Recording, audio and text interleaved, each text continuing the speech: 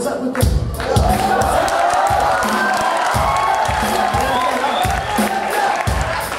Okay, G, what's up?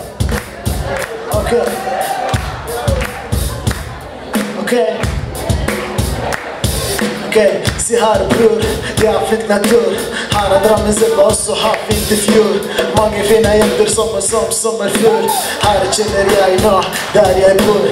Jag snackar för mig, jag hoppas du förstår. Jag kan inte som jag annars för det jag går på någon kurs. Jag kan ha mig, hvis jag säger ett fight tur. För det jag går till mig för ett halvt år, okej?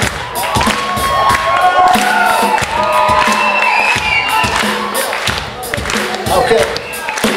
Jag står här för att kunna mig lite okej. Jag bor i öga, jag syns det där i mig, aha.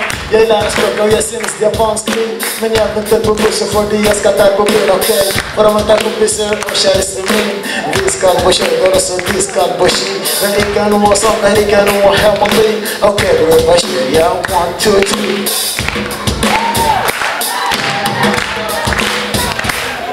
Ja. Se här. Jag är en man med bara goda ämnen och hela mig. Jag blir i det bergen, jag blir liksom mer från andra språk. Jag bor med familjen, min inte dejta tjejka hus. Spelar fotboll med allt som hittar kunder runt. Glömma min arm, jag vill vara som Strömdog. Min lilla syster min säger du har som SpongeBob. Många människor liker mig när jag sjunger hiphop. Musika känner mig, du kan söka på Facebook. Musika känner mig, du kan gå på YouTube. Du ska prata med mig, du kan gå på Tonarud. Ja.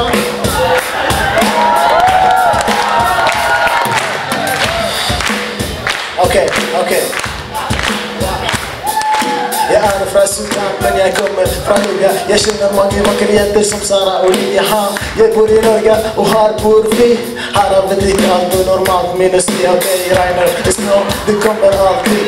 Så då kan du gå på skejter eller på ski. Barnen leker alkablet, jag är så liker det. Ungdom liker köta, jag är så klara det. Okej, för jag gick på ski med lilla broren min. Det var riktigt många människor och det var tjej. Okej, gå på ski, det var riktigt vanskligt. Jag klarade inte det och jag ska pröva allt. Okej, jag går på brorsan där som hittar perfekt. Hon har väldigt morsärt och så hon har väldigt fel.